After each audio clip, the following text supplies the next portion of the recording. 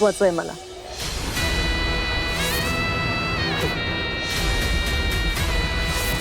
आणि वारंवार सांगून सुद्धा तुझ्या डोक्यात जे शिरतच नाहीये ते पुन्हा एकदा सांगते.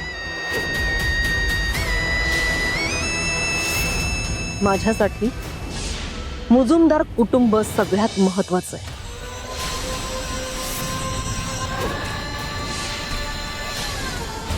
त्यांची एकी महत्वाची आहे.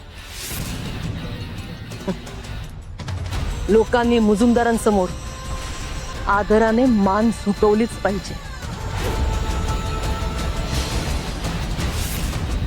आणि हे सगळं मिळवण्यासाठी मी काय काय केलंय हे फक्त माझं मलाच माहिती आहे.